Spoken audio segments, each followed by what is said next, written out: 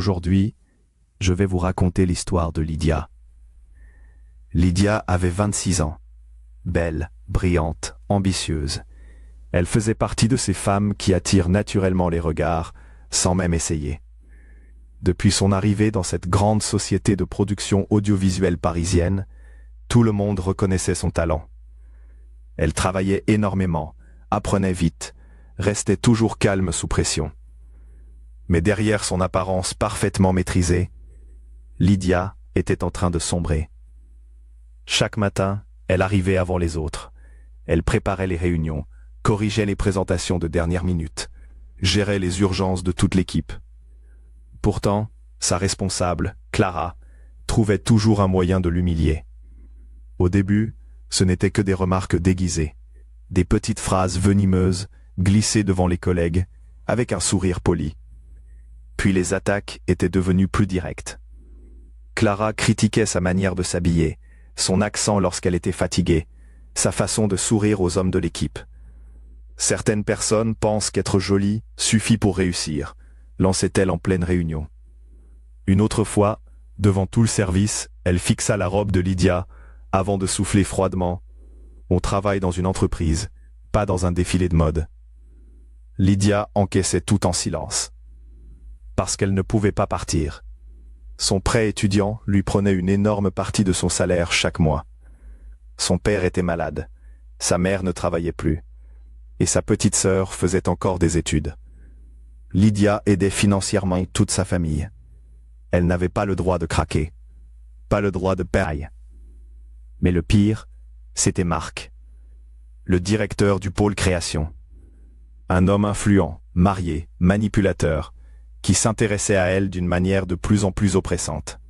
Au début, c'était des regards insistants pendant les réunions, puis des messages tard le soir pour des prétextes absurdes, puis des demandes de rendez-vous seul dans son bureau.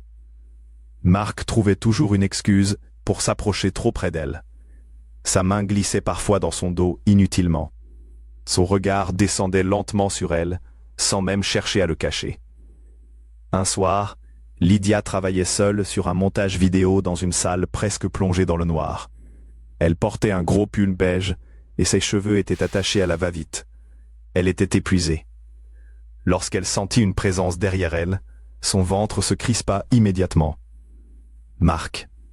Il s'approcha lentement, jusqu'à se tenir juste derrière sa chaise. Beaucoup trop près. « Tu travailles beaucoup trop », murmura-t-il doucement.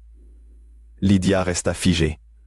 Elle sentait presque son souffle contre sa peau. Puis il se pencha légèrement vers elle.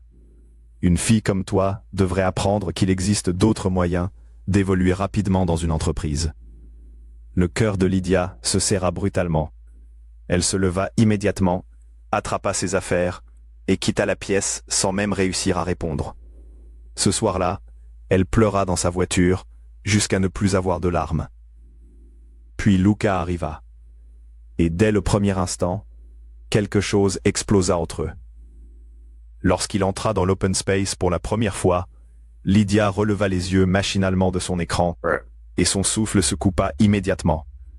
Grand, ténébreux, élégant sans effort, les cheveux sombres légèrement désordonnés, une mâchoire marquée, un regard profond, presque insolent de calme. Luca dégageait une présence magnétique, impossible à ignorer.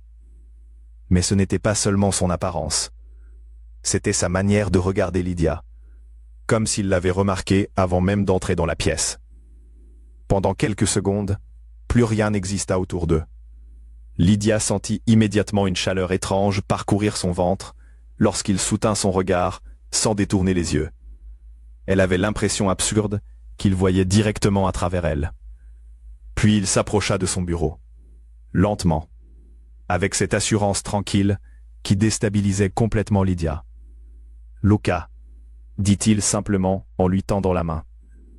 Sa voix grave provoqua un frisson immédiat le long de sa colonne vertébrale.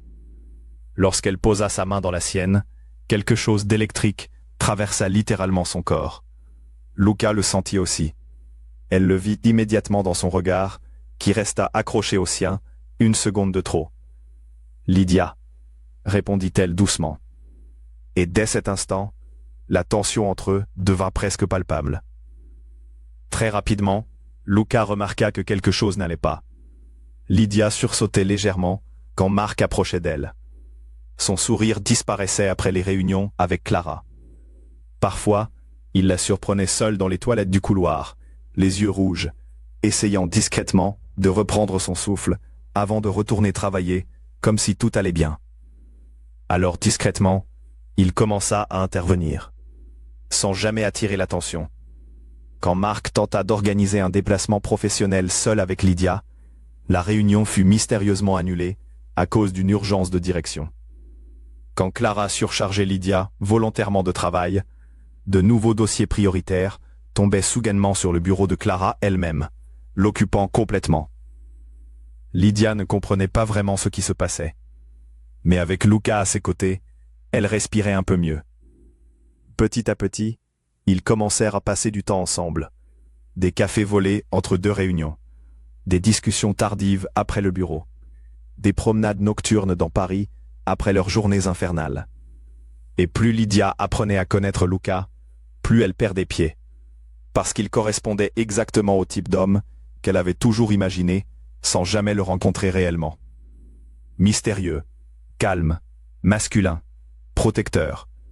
Et surtout, incroyablement intense. Il la regardait d'une manière qui la troublait profondément. Comme si chaque détail de son visage le fascinait. Comme s'il devait constamment se retenir de s'approcher davantage. Un soir de pluie, ils marchèrent longtemps ensemble avant de s'abriter sous le porche d'un immeuble parisien. Lydia semblait particulièrement fragile ce soir-là. Ses épaules étaient tendues, ses yeux fatigués. Et lorsqu'elle commença enfin à parler de ce qu'elle vivait dans l'entreprise, quelque chose se brisa en elle. Elle raconta Clara, les humiliations, Marc, les regards, les remarques déplacées, la peur constante, les crises d'angoisse dans sa voiture avant d'aller travailler, le sentiment d'être piégée. Pendant qu'elle parlait, Luca restait silencieux.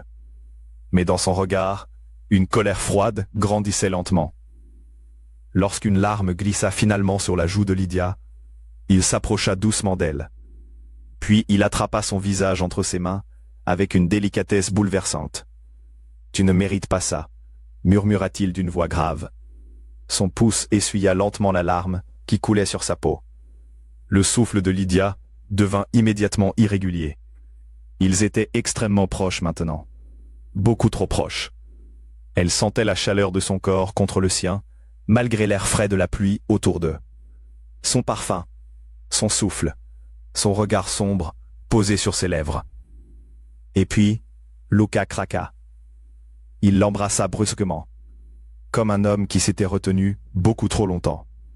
Le baiser fut immédiat, intense, presque sauvage dans sa manière de libérer toute la tension accumulée entre eux depuis des semaines. Lydia sentit son corps entier trembler lorsqu'il attrapa sa taille pour la rapprocher brutalement contre lui.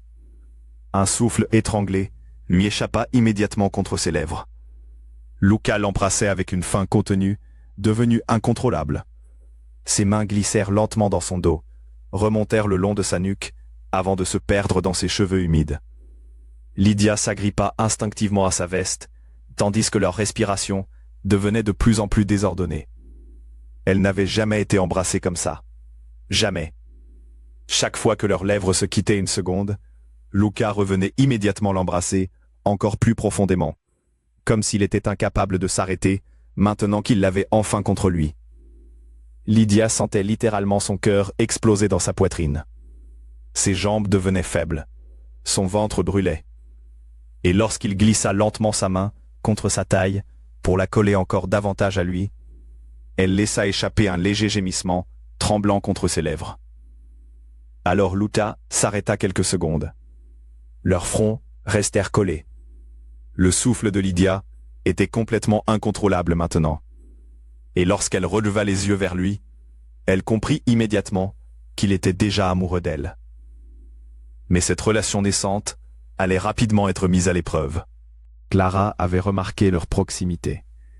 Sa jalousie devenait de plus en plus violente. Un matin, devant toute l'équipe, elle humilia Lydia avec une brutalité inattendue. Peut-être que certaines personnes devraient passer moins de temps à séduire les hommes du service et davantage de temps à travailler correctement. Le silence fut immédiat. Lydia sentit la honte lui brûler le visage. Mais soudain, une voix glaciale coupa la pièce.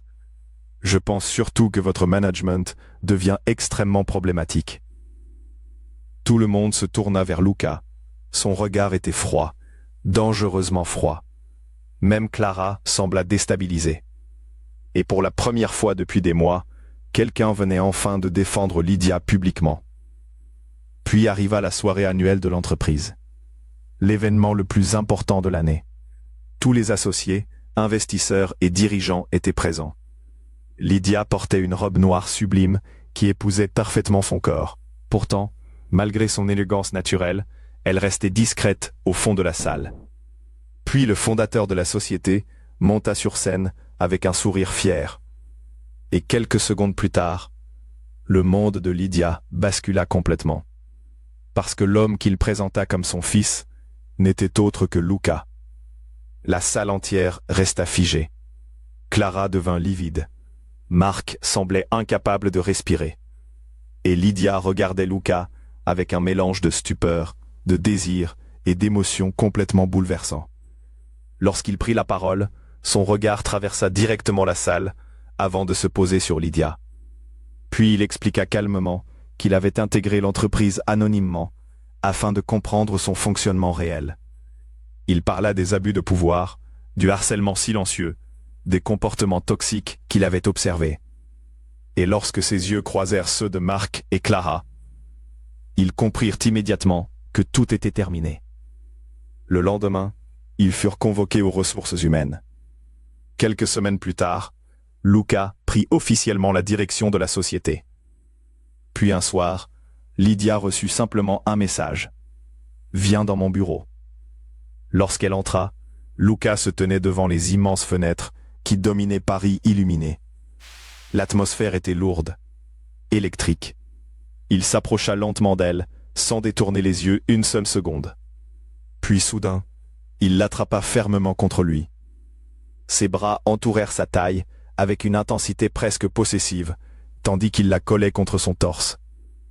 Lydia frissonna immédiatement lorsqu'elle sentit sa main remonter lentement le long de son dos, avant de se perdre dans ses cheveux. Et cette fois, quand Luca l'embrassa, ce fut encore plus passionné, plus charnel, plus incontrôlable, comme s'il n'avait plus aucune raison de se retenir désormais.